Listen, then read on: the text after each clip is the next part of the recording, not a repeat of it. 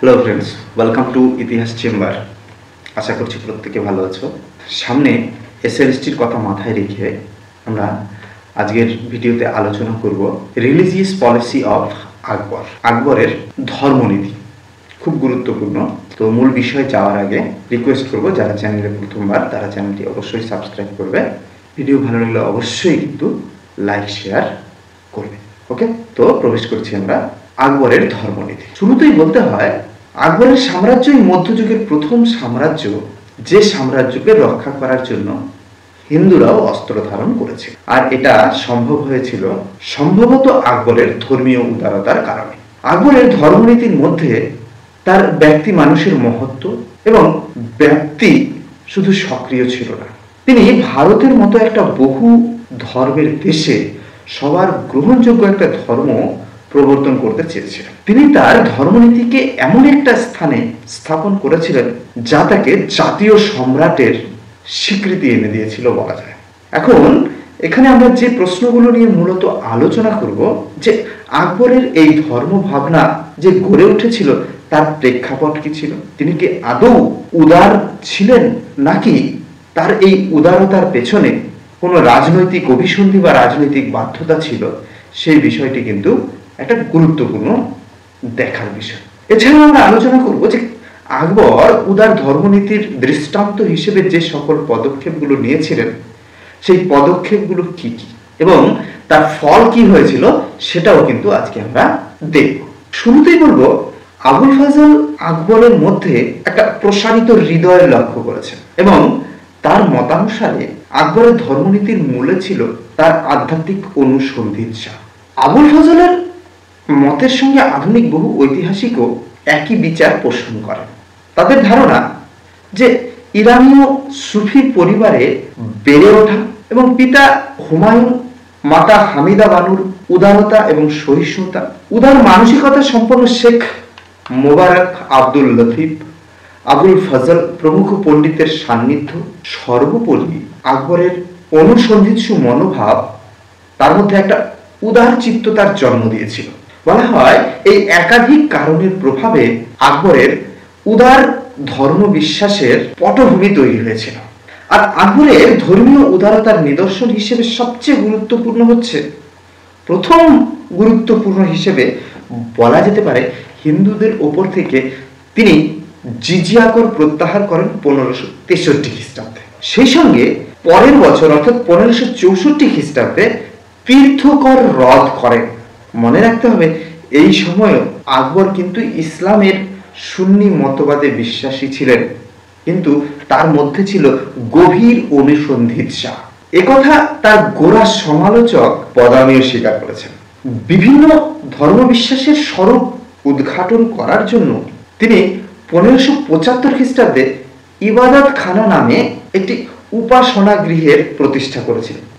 প্রথম দিকে এই ফতেপুর সিক্রির এই ইবাদত খানায় তিনি শুধুমাত্র ইসলামীয় শাস্ত্রজ্ঞদেরই আহ্বান জানাতেন, কিন্তু দেখা যাবে যে তিনি লক্ষ্য করেছিলেন ইসলামের অন্তর্নিহিত দর্শন আলোচনার পরিবর্তে ইসলামীয় শাস্ত্রজ্ঞরা গোঁড়ামি প্রদর্শন করত এবং পাশাপাশি তারা অন্য ধর্মকে আক্রমণ করত।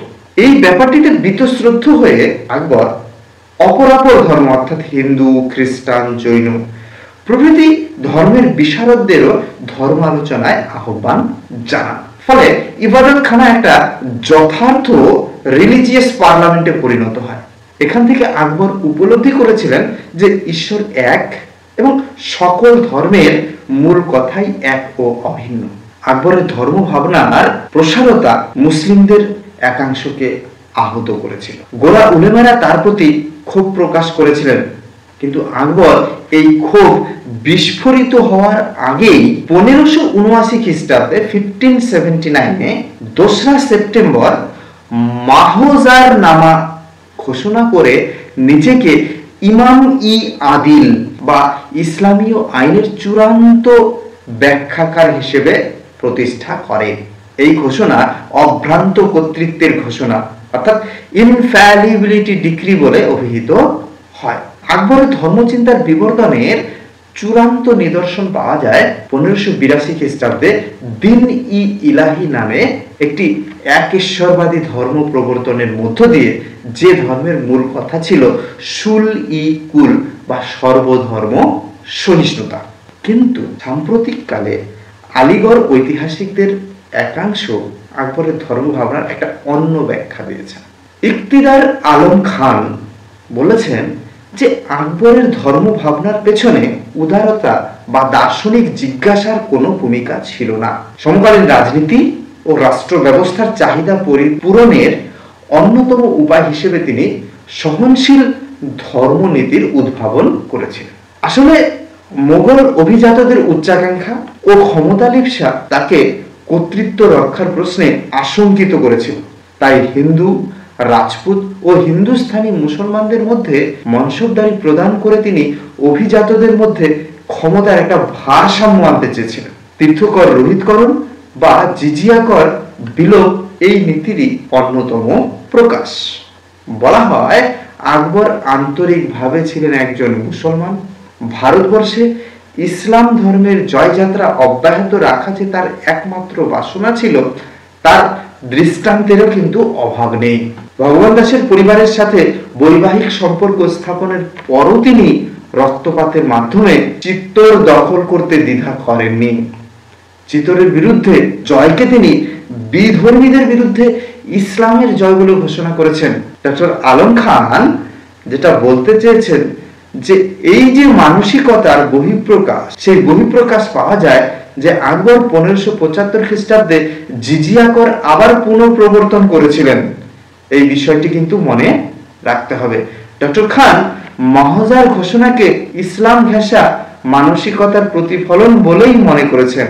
কোরআন ব্যাখ্যা সম্পর্কিত প্রশ্নে সম্রাটের হস্তক্ষেপকে বৈধতা দান করে তিনি নিজেকে ইসলামের রক্ষক, সুখ দুঃখের ভাগিদার হিসেবেই তুলে ধরেছিলেন বলে ডক্টর খানের ধারণা।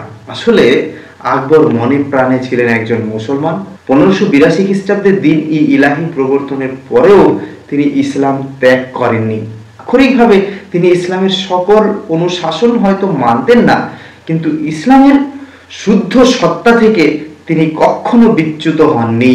তার উদারনৈতিক কাজ হয়তো তার রাজনৈতিক প্রয়োজন মিটিয়েছিল, তাই বলে তার উদার চিত্ততা ও ধর্মীয় সহনশীলতাকে পুরোপুরি রাজনৈতিক বলে ধরে নেওয়া বোধহয় যথার্থ নয় বলে একাংশের ঐতিহাসিক মনে করেন।